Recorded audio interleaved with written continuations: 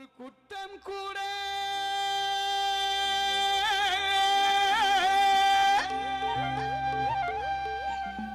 செய்யாத